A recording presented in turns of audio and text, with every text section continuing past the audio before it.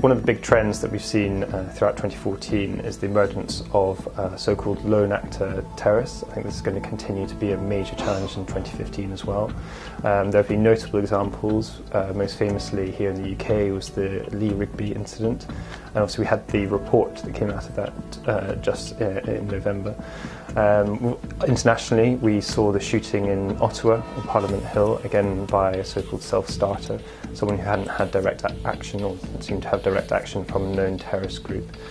This phenomenon has been linked to the numbers of foreign fighters that have been going to Syria, and the threat that they pose on their return.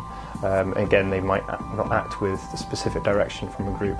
So this is going to continue to be a major challenge for law enforcement to first identify these individuals, who they are, and also to discover what their plans might be and to counter their efforts. One major tool that they can do with this, by is through intelligence and surveillance. Again, 2014 has been a controversial year in terms of the surveillance practices that have been revealed from the Snowden revelations. There's been public reaction to the degree of invasion of their privacy. But the legislation that was brought in, the so-called DRIPA Act, which is valid for next year until the end of 2016, is a sort of stopgap to try and help law enforcement continue to gain access to data, to intercept data for law enforcement security purposes.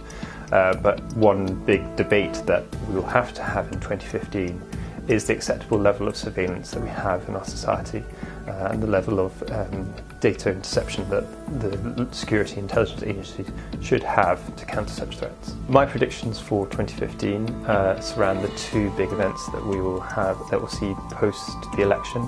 So the first is the Strategic Defence Security Review.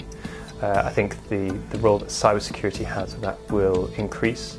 5 years ago in the last SDSR, cybersecurity was not as big an issue as it is now, but we've seen with major attacks that have been taking place, data losses, that is going to form a much bigger part of the SDSR. Much more attention will be given to it, and this will have implications across the whole SDSR. It's one of these issues that cuts across many of the existing sections that we saw in the last SDSR. Tied to this will be this big debate over the level of intelligence surveillance that is conducted by the intelligence security services.